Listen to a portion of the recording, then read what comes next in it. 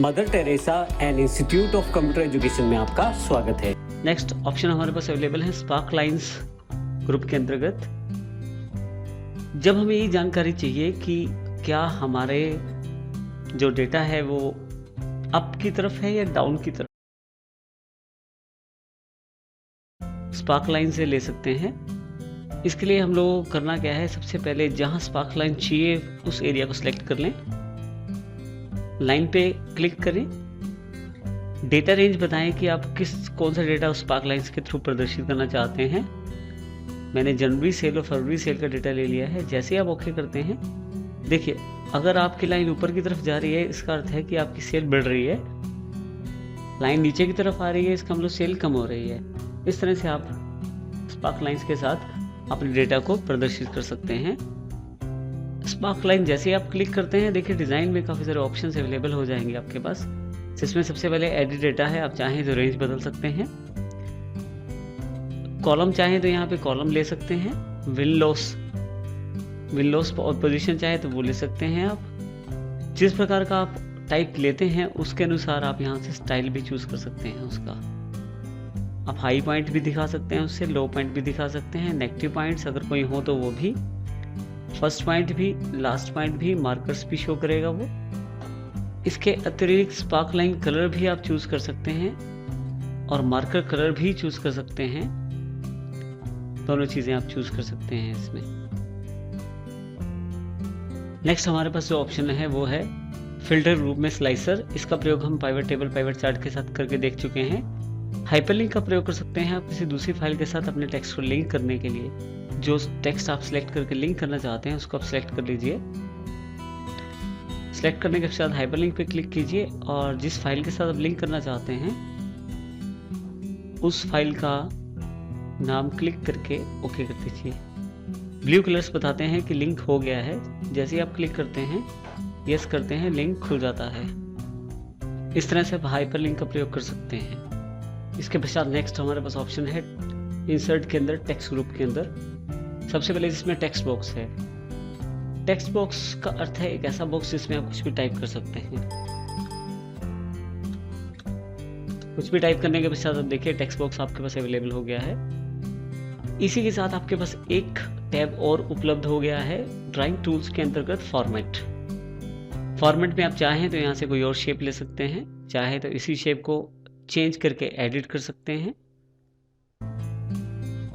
चाहे तो इस शेप का स्टाइल चेंज कर सकते हैं किसी डिफरेंट कलर के साथ।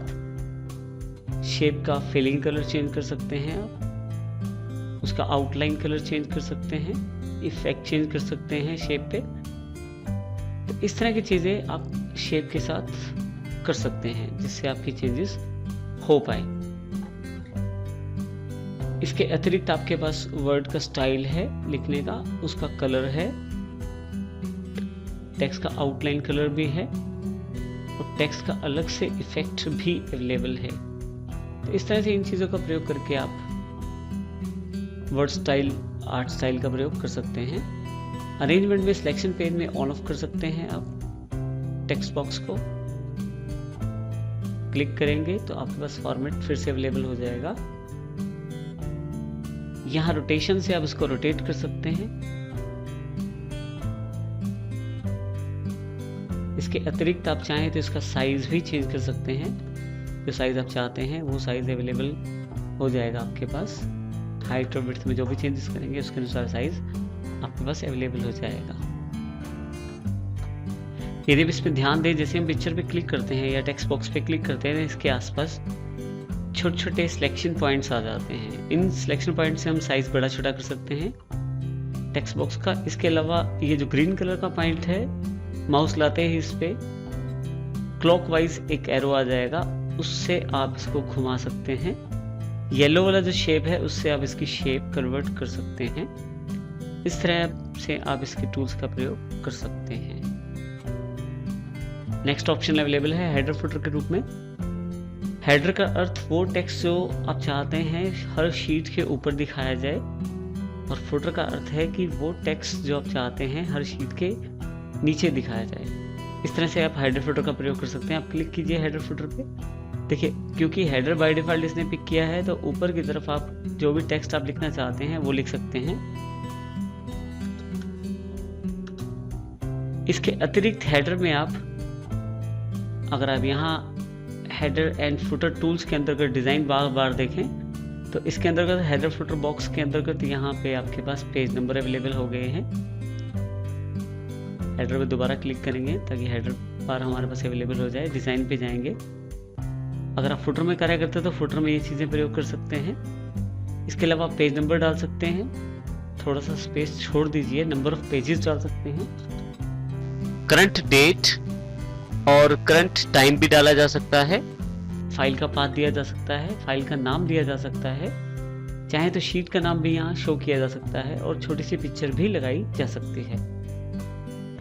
इस तरह से हेडर में ये चीज़ें आप लगा सकते हैं। इसके अतिरिक्त अगर मैं गो टू फुटर करता हूँ तो नीचे वाले हिस्से में चला जाएगा जो कि फुटर का हिस्सा है।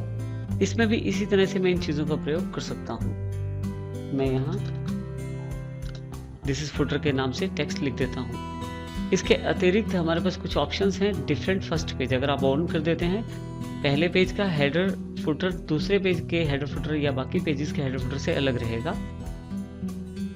डिफरेंट ऑड इवन पेजेस में ऑड पेजेस पे हेडर फुटर लगाएंगे और इवन पेजेस पे आप अलग दे सकते हैं। Scale with document align with page margin के साथ आप उसका साइज पेज के अनुसार सेट कर सकते हैं।